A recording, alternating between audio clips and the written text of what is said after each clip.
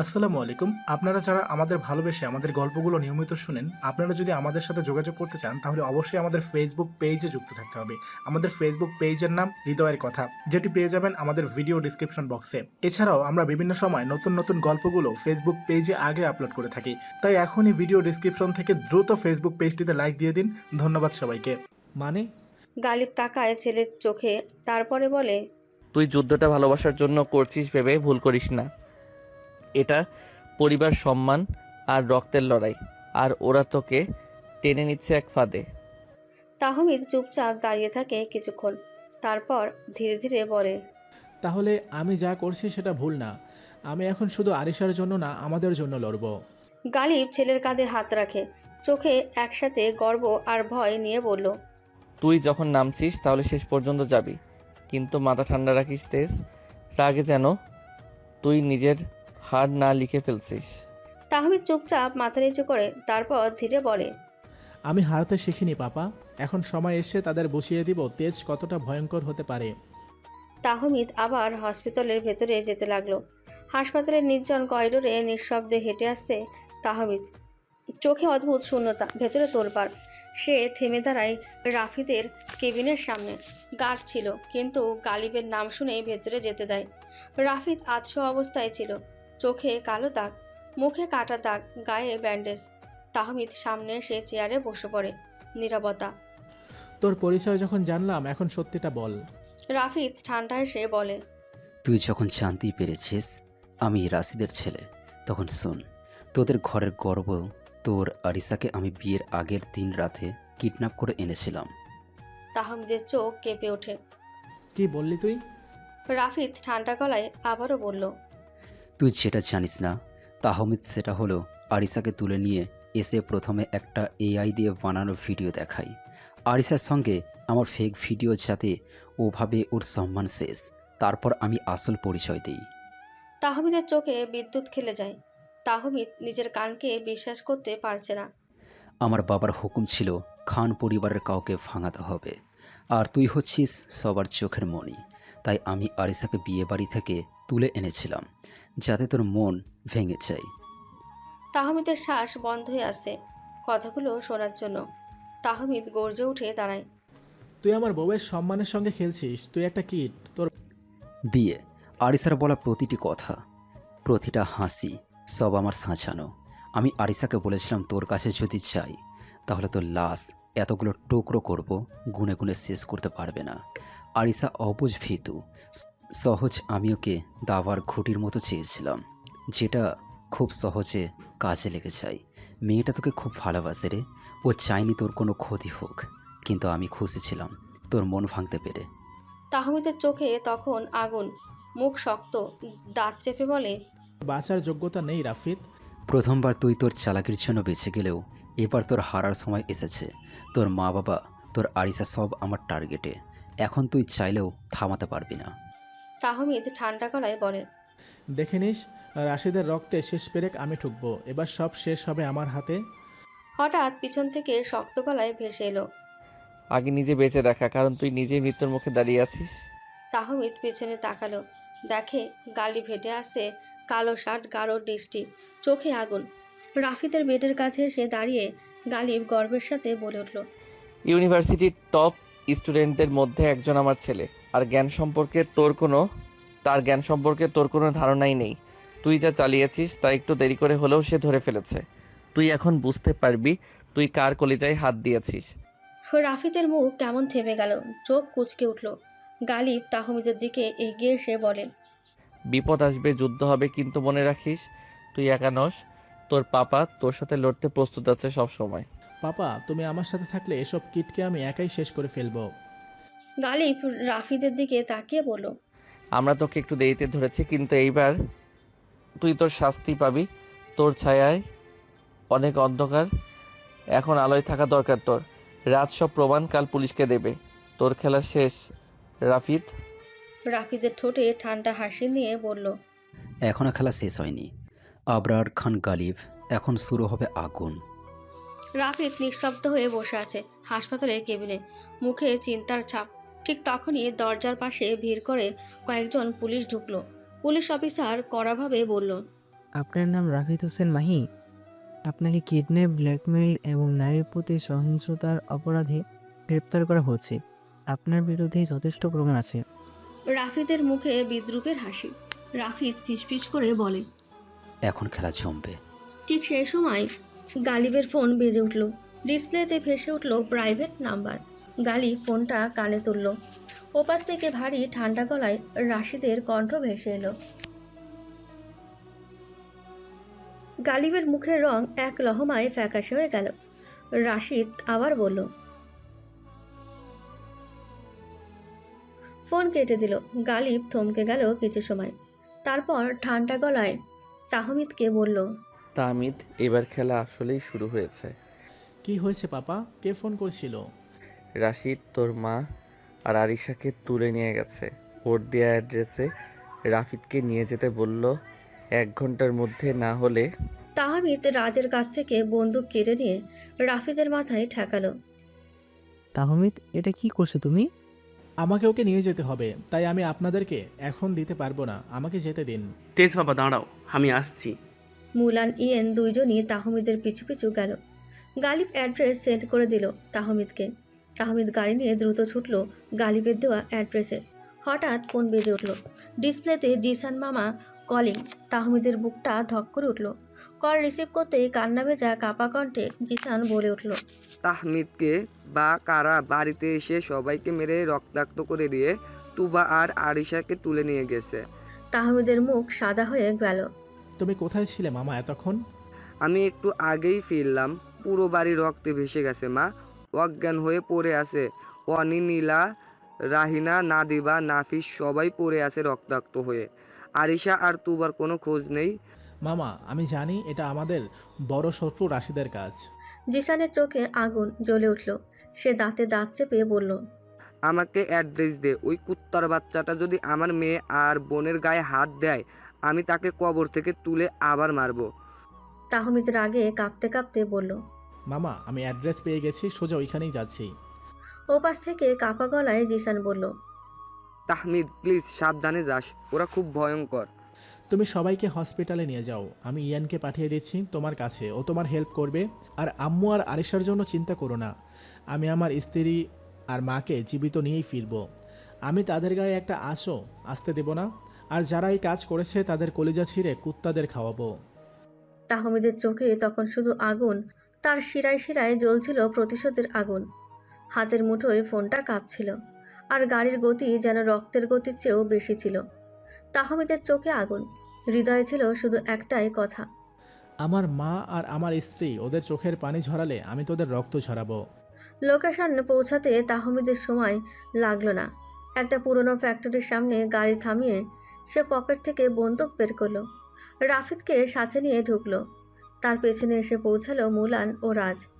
মুখে কোনো কথা নেই, শুধু ইশারায় বুঝে নিল সবাই আজ যুদ্ধ হবে। ফ্যাক্টরির ভেতর থেকে কাঁচ ভাঙার আওয়াজ, নারীদের চিৎকার আর অশ্লীল হাসির শব্দ ভেসে আসছিল। তাহমিদের শরীরের প্রতিটি পেশি তখন লড়াইয়ের জন্য প্রস্তুত। গালিবের ফোন এলো। পাপা, আমি ঠিক আছি। কিন্তু সাবধানে থেকো। ওরা শুধু পিশাচ না, ওরা শয়তানেরও বড় শিক্ষক। আমি র্যাব নিয়ে রওনা দিয়েছি, সময় লাগবে। তাহমিদ মাথা নেড়ে বলল। ততক্ষণে আমি খেলা শুরু করে ফেলবো পাপা। তাহমিদ রাফিদকে নিয়ে গেল যেখানে তুবা আর আরিশা বন্দি। দরজা ভেঙে ঢুকতেই দেখল দুজন গুন্ডা চুল টেনে মারছে আরিশাকে, আর তুবা চেয়ারবন্দি। আরিশা! তাহমিদের গর্জনে পুরো ঘর থমকে গেল। একটা গুলির শব্দ। প্রথম গুন্ডার কাঁধ ফুটো, দ্বিতীয় গুন্ডার পা লক্ষ্য করে গুলি। সে মাটিতে লুটিয়ে পড়ল। কে কার খেলা শেষ করবে সেটা সময় বলে দিবে। এই যে তোর ছেলে। তাহমিদ রাফিদকে ধাক্কা দিয়ে রাশিদের দিকে ঠেলে দিল। রাফিদ ভাঙা শরীর নিয়ে রাশিদের দিকে গেল।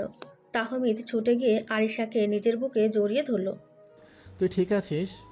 ভয়ে কাঁপতে কাঁপতে আরিশা বলল, তুমি এসেছো, আমি জানতাম তুমি আসবে। এদিকে তুবার মুখে রক্ত, কিন্তু চোখে তৃপ্তির জল নিয়ে বলে উঠল, আমার ছেলে আজ সত্যিকারের যোদ্ধা। রাজ ও মুলান অন্যদিকে পুরো ফ্যাক্টরির লোকজনগুলোর সাথে মারামারি করছিল। কিছুক্ষণ পরে র্যাব এসে সব নিয়ন্ত্রণ নেয়। গালিব এসে পৌঁছায়, জড়িয়ে ধরে তাহমিদকে বলে, আজ তুই প্রমাণ করেছিস তুই শুধু আমার ছেলে না, তুই আমার অহংকার। তাহমিদ চুপচাপ দাঁড়িয়েছিল। হঠাৎ তার হাতে থাকা বন্দুকটা মাটিতে ফেলে দিল আর গালিবকে জড়িয়ে ধরল। গালিব তাহমিদকে ছেড়ে তুবার কাছে গেল। সুইটহার্ট, তুমি ঠিক আছো তো? তোমার কিছু হয়নি তো? এতক্ষণ ঠিক ছিলাম না, কিন্তু এখন দু যোদ্ধাকে একসাথে দেখে আমার গর্ব হচ্ছে। এই সুযোগে রাশিদ আর রাফিদ পালাচ্ছিল। রাশিদ গাড়ি নিয়ে ছুটে যাচ্ছিল বাঁচার জন্য, কিন্তু হঠাৎই থেমে গেল, যেন মৃত্যু নিজেই থামতে বলেছে। রাশিদ একটা হাসি দিয়ে তাহমিদকে বলল, ঠাস একটা গুলি বের হয়ে গেল রাশিদের বন্দুক থেকে।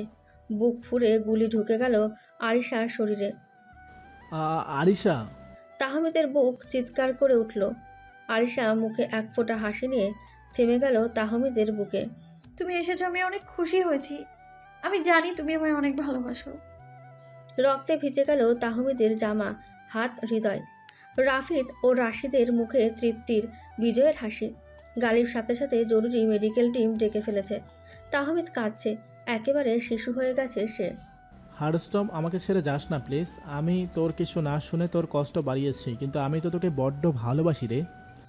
রাশিদ রাফিদ হাসছে, তাহমিদ আরিশাকে ধরে কান্না করছে। ঠিক তখনই গালিব চারপাশে তাকিয়ে দেখে পুলিশ একটু দূরে দাঁড়িয়ে আছে। গালিব চোখে রক্ত উঠে আসা এক দৃষ্টিতে রাশিদের দিকে তাকায়। এক পাশে পড়ে থাকা একটি ভারী লোহার চেয়ার হাতে তুলে নেয় গালিব। এক মুহূর্ত একটা নিঃশব্দ ধাপ, আর একটাই আঘাত। লোহার চেয়ারের নির্মম আঘাতে রাশিদের মাথা চূর্ণবিচূর্ণ হয়ে যায়। রাশিদ সেখানেই নিথর, স্পট ডেড। সবার দৃষ্টি হিম হয়ে আসে। রাত ছুটে আসে গালিবের দিকে, তাকিয়ে বলল, গালিব, তুই এটা কি করলি? এটা তো মার্ডার আইন নিজের হাতে তুলে নিলি। গালিব ধীরে ধীরে পা ঝাড়া দিয়ে দাঁড়ায়, চোখে আগুন নিয়ে বলল, আমার পরিবার, আমার বউ, আমার পুত্রবধূর রক্ত ঝরিয়ে কেউ বেঁচে যাবে, এটা যদি কেউ ভাবে তাহলে ভুল। আমার ছেলের গায়ে কেউ হাত তুলবে আর আমি চুপ করে থাকবো? আমার পরিবারকে যে ছোবে আমি তাকে পৃথিবী থেকে মুছে ফেলবো। আজ একটা পশুকে শেষ করেছি। রাজ কাঁধে হাত রাখে, গালিবকে বলল, তুই পিতা আমি জানি, কিন্তু আজ আমি তোকে বাঁচাতে পারবো না। এদিকে তাহমিদ নিজের চোখে পাপার এমন রূপ দেখে স্তব্ধ। আঁচল দিয়ে আরিশা রক্ত মুছে তার পিতার দিকে চেয়ে বললেন, পাপা, এটা তুমি কি করলে?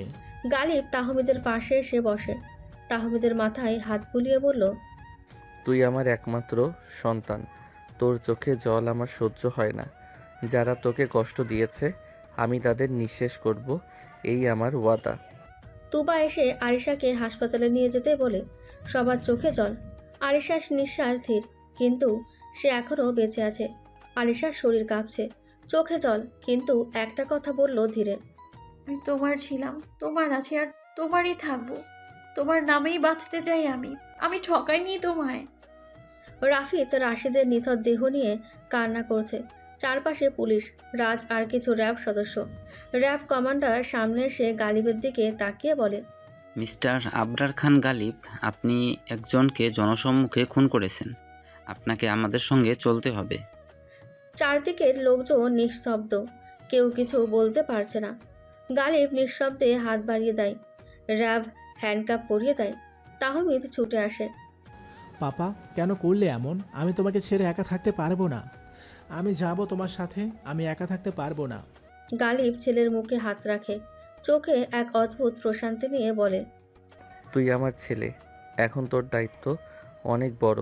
আরিশার হাসপাতালে আমার পুত্রবধূ, তুই ওর পাশে থাক। আমি রাজের সাথে যাচ্ছি, তুই কাঁদিস না, এই আবরারের কিছু হবে না। গালিব চলে যাচ্ছে। তাহমিদ চিৎকার করে ওঠে। পাপা!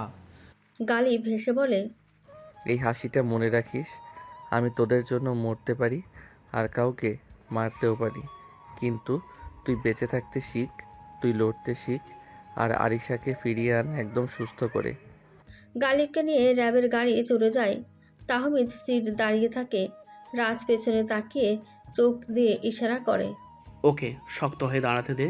এটা তার বাবার মতো মানুষ হওয়ার সময়। হাসপাতালের এমার্জেন্সি উটিতে চলছে আরিশার অপারেশন। চারিদিকে অস্থিরতা। ডাক্তার বলছে, পেশেন্টের হার্ট ড্রপ করছে, আমরা চেষ্টা করছি, কিন্তু কেস ক্রিটিক্যাল। তাহমিদ বাইরে দাঁড়িয়ে পাথরের মতন চোখে অশ্রু জমে আছে, কিন্তু গলার স্বর নিঃশব্দ। একপাশে তুবা সাদা চাদরে মুখ ঢেকে বসে আছে। গালিব নেই, আরিশার মৃত্যুর সাথে লড়ছে। হঠাৎ তাহমিদ নিঃশব্দে উঠে দাঁড়ায়। চারিদিকে সবাই তাকিয়ে দেখে। ওয়ার্ড থেকে বেরিয়ে একটা নির্জন করিডোরে যায় তাহমিদ। সেখানে একটা ছোট্ট নামাজ ঘর। তাহমিদ জীবনে দ্বিতীয়বার আল্লাহর কাছে আরিশাকে এবং গালিবকে ফিরে পেতে চায়। তাহমিদ সিজদায় চলে যায়। আল্লাহ, আমি তাহমিদ খান তেজ। আমার পাপার নাম গালিব। আমি পাপাকে ভালোবাসি, আর যাকে আমি সবচেয়ে বেশি ভালোবাসি ওর নাম আরিশা। আমি কখনো কিছু চাইনি, প্রথম আরিশাকে চেয়েছিলাম, তুমি দিয়েছিলে। আজ আবার চাচ্ছি আমার পাপা আর আরিশাকে আমার কাছে ফিরিয়ে দাও, আরিশাকে বাঁচিয়ে দাও। তাহমিদের গলা কাঁপছে, কান্না গড়িয়ে পড়ছে সিজদার মাটিতে। একটি একটি শব্দ যেন আসমানে গিয়ে ধাক্কা খাচ্ছে। যদি দরকার হয় আমার সব নিয়ে নাও, কিন্তু ওকে বাঁচিয়ে দাও। ওদিকে ওটির লাইট বন্ধ হয়। ডাক্তার বেরিয়ে এসে বলে, আমরা আপাতত পেশেন্টকে স্টেবল করেছি, সে বেঁচে আছে, এখন তার রেস্ট প্রয়োজন। তাহমিদ ছুটে আসে ডাক্তারের কথায়।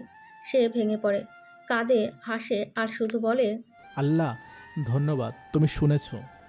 তুবা তাহমিদকে হসপিটালে রেখে গালিবের সাথে দেখা করতে বেরিয়ে গেল।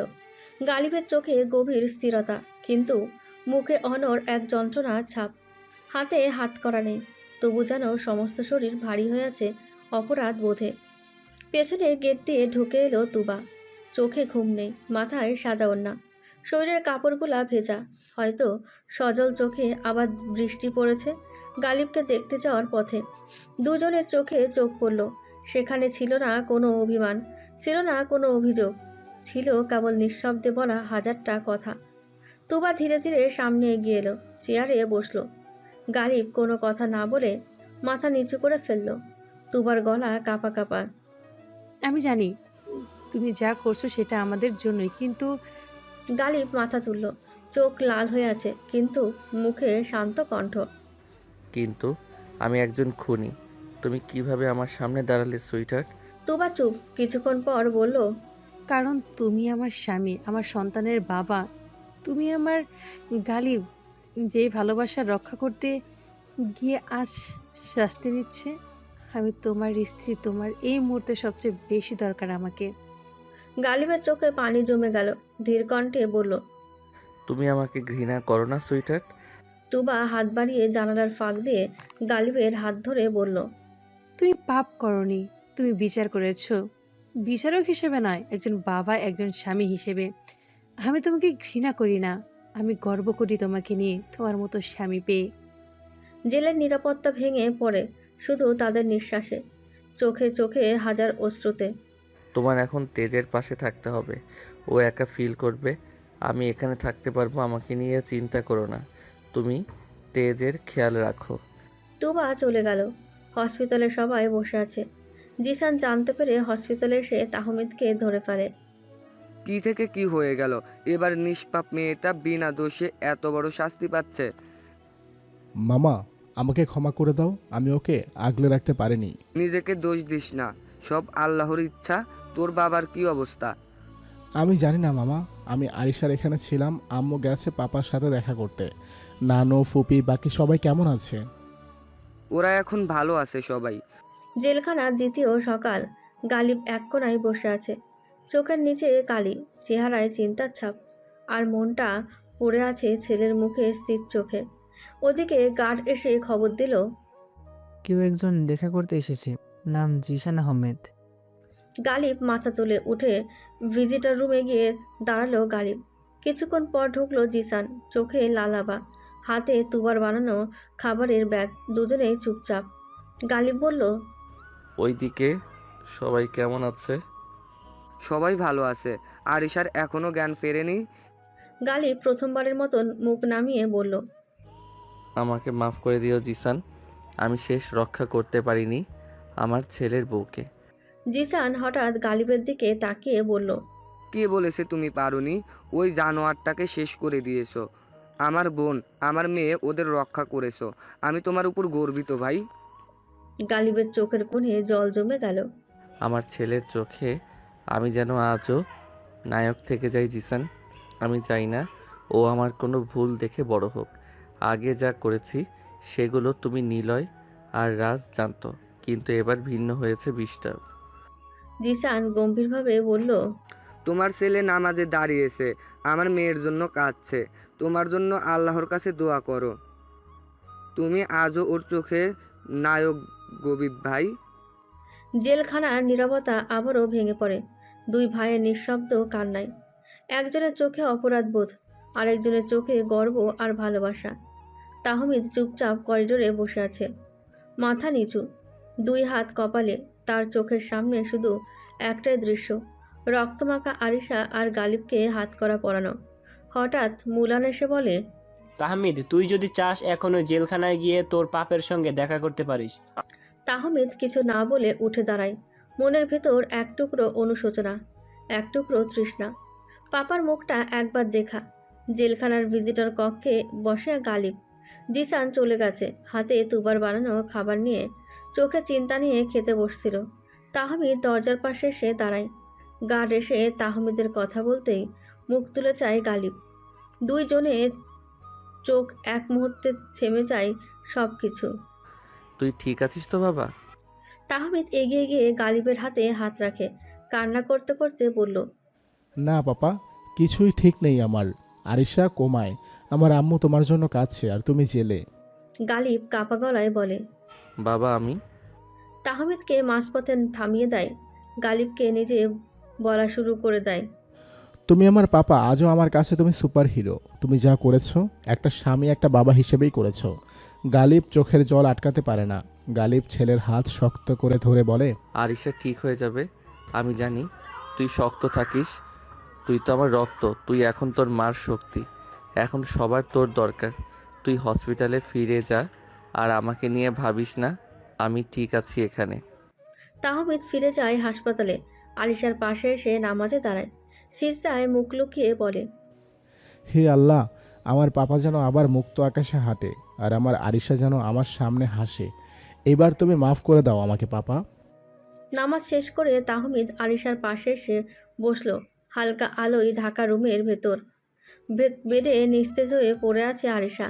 তাহমিদ আরিশার হাতটা নিজের কাছে নিয়ে এক পলক দেখছে। হঠাৎ আরিশার চোখের পলক কাঁপে, চোখ ধীরে খুলে আরিশার জ্ঞান ফিরে আসে। তাহমিদের চোখে জল জমে ওঠে। তাহমিদ তার মুখের কাছে এসে ফিসফিসিয়ে বলে, আরিশা। আরিশা কিছু বলে না, শুধু চুপচাপ তাহমিদের চোখে তাকিয়ে থাকে। তখন তার চোখ থেকে টপ টপ করে পড়তে থাকে কান্না, নীরব কান্না, অভিমান, ভয় আর ভালোবাসার মিশ্র রূপ। তাহমিদ আরিশার কপালে চুমু দিয়ে বলে, আমি এসছি আরিশা, সব ভুলে যা তুই। এখন নিরাপদ, আমি আছি তোর পাশে। আর কেউ তোকে আমার কাছ থেকে ছিনিয়ে নিতে পারবে না। আরিশা কিছু বলে না, চোখ বন্ধ করে ফেলে। তার মনে অনেক প্রশ্ন। তার মামা এখন কোথায়, কিভাবে আছে, কিন্তু আরিশার মুখ দিয়ে কথা বের হচ্ছে না। অন্যদিকে তুবা গিয়েছে এক গোপন মিটিংয়ে। তার সঙ্গী তৌহিদ খান, তারা রাজের সঙ্গে দেখা করছে। তবে গালিবের বন্ধু হিসেবে তার ভেতরে চলছে দ্বন্দ্ব, বন্ধুর প্রতি ভালোবাসা আর আইনের প্রতি দায়িত্ব।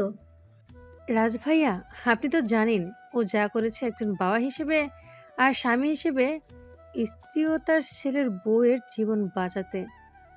এটা আত্মরক্ষা, এটার অংশ ছিল। আপনি চাইলে আইনি পথে ওর জামিন সম্ভব। রাজ একটু চিন্তিত হয়ে বলে, ভাবি, আমি চেষ্টা করব, কিন্তু তার জন্য কিছু সময় ও প্রমাণ দরকার। আপনারা আমাকে একটু সময় দিন, আমি কথা দিচ্ছি আমি আমার জায়গা থেকে সর্বোচ্চ চেষ্টা করব। রাত 9টা, হাসপাতালে সবাই বসে আছে। তাহমিদ বের হওয়ার কিছুক্ষণ পরে ডাক্তার বের হয়। ডাক্তাররা জানায় আরিশার অবস্থা এখন স্থিতিশীল, তবে মানসিকভাবে আরিশা এখনও ট্রমায় আছে। পরের দিন সকাল 10টা, ঢাকা মেট্রোপলিটন আদালত। বিপুল নিরাপত্তা, মিডিয়ার ভিড়। গাড়ি থেকে নামছে এক সুপরিচিত মুখ, গালিব। হাতকড়া পরা, মাথা উঁচু করে হাঁটছেন, চোখে ভয় নেই, আছে দৃঢ়তা। ক্যামেরার ফ্ল্যাশ জ্বলছে উঠছে, একটার পর একটা রিপোর্টারদের চিৎকার। মিস্টার গালিব, আপনি একজন খুনি। আপনার হাতে এক ব্যক্তি নিহত। আপনার মন্তব্য কি? গালিব থেমে যায়।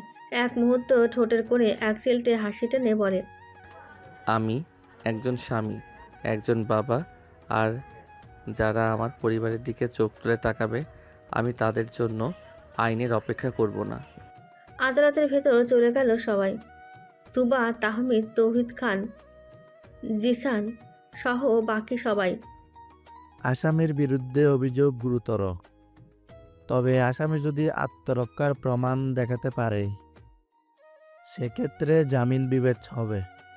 গালিবের কক্ষে দাঁড়ায় রাজ, চোখে দৃঢ়তা, গলায় বিশ্বাস। মাননীয় বিচারক, এই মানুষটি দেশের অন্যতম সফল উদ্যোক্তা এবং সেই ব্যক্তি যিনি তার স্ত্রী ও পুত্রবধূর জীবন বাঁচাতে নিজের ঝুঁকি নিয়েছেন। তার কাজটি অপরাধ নয়, এটা ছিল আত্মরক্ষার চূড়ান্ত প্রকাশ। কেসের পূর্ণ তদন্ত না হওয়া পর্যন্ত তাকে রিমান্ডে না পাঠিয়ে কারাগারে রাখার নির্দেশনা দিচ্ছি। পরবর্তী শুনানির তারিখ দেওয়া হলো 10 দিন পর। হাসপাতালে আরিশার ঘরে সকালটা শুরু হয় এক গভীর নিস্তব্ধতায়। তাহমিদ পাশে বসে। আরিশা ধীরে চোখ খুলে তাকায় তাহমিদের দিকে। এই প্রথম সে মুখ খুলে বলে, তুমি এখনও আমার পাশে কেন? মামার ওখানে যাওনি?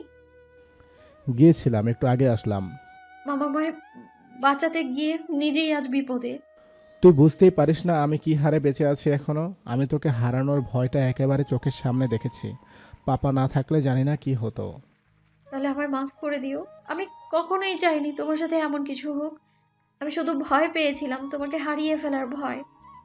তাহমিদ আর কিছু বলে না, শুধু আরিশার হাত ধরে মাথা নিচু করে বসে থাকে। রাজ অফিসে বসে রাশিদের ফাইল ঘাঁটতে থাকে। এক পুরনো খাতায় খুঁজে পায় একটা code name flash up, black একটা ছায়া গ্যাং, যার হাত পেছনে ছিল সব অপহরণ, ব্ল্যাকমেল আর হত্যার, এবং সেই গ্যাংয়ের মাথা ছিল রাশিদ। গালিবকে বের করার প্রমাণ পেয়ে গেছি। 10 দিন পর হাসপাতালে শুয়ে আছে আরিশা। এখন অনেকটাই সুস্থ। স্যালাইনের ব্যথা আছে ঠিকই, কিন্তু মন অনেকটা হালকা। তাহমিদ সারাদিন তার পাশে থেকেছে। মাঝে মাঝে গালিবকে দেখতে যায়, আবার ফিরে এসে আরিশার পাশে বসে পড়ে। কখনো হাত ধরে, কখনো চোখে চোখ রেখে বলে, তুই না থাকলে আমি বাঁচতাম না আরিশা। আরিশা শুধু হাসে আর বলে, তুমি তো বলেছিলে একটা আঁচও আসতে দিবে না, তাই না? আসলে আমি কথা রেখেছিলাম, তবে একটু দেরিতে। এবার তুই কথা রাখ আর কখনো আমাকে ছেড়ে যাবি না। আদালতে সকাল 10টা। তাহমিদ, তুবা, মুলান, ইয়েন, জিসান, তৌহিদ খান সবাই এসেছে। আজ আদালতে রায় ঘোষণা দেবে। কি হবে কেউ জানে না। চারপাশে সাংবাদিক, মিডিয়ার লাইভ কভারেজ। জনগণ রাস্তার পাশে দাঁড়িয়ে এক ঝলক দেখতে চায় সেই মানুষটিকে, যিনি স্ত্রী ও ছেলের বউয়ের জীবন বাঁচাতে খুন করেছেন, অন্যায়ের বিরুদ্ধে রুখে দাঁড়িয়েছে। গালিব গাড়ি থেকে নামতেই জনতা চিৎকার করে ওঠে, হিরো গালিব, বাংলাদেশের মেয়েদের বাঁচানোর সেরা যোদ্ধা। স্লোগান ওঠে, অন্যায়ের বিচার চায় না, অন্যায়কারীর সর্বনাশ চায়। মিডিয়াতে একের পর এক হেডলাইন। বিষয়টি আত্মরক্ষার। গালিবকে সমাজ নায়ক হিসেবে দেখছে। একজন স্বামী ও পিতা যা করেছেন তা সাহসের উদাহরণ। আইন কি এবার ন্যায় বিচারকে মুক্তি দেবে? সবাই আদালতের ভেতরে গেল। তাহমিদ বাইরে দাঁড়িয়ে থাকলো।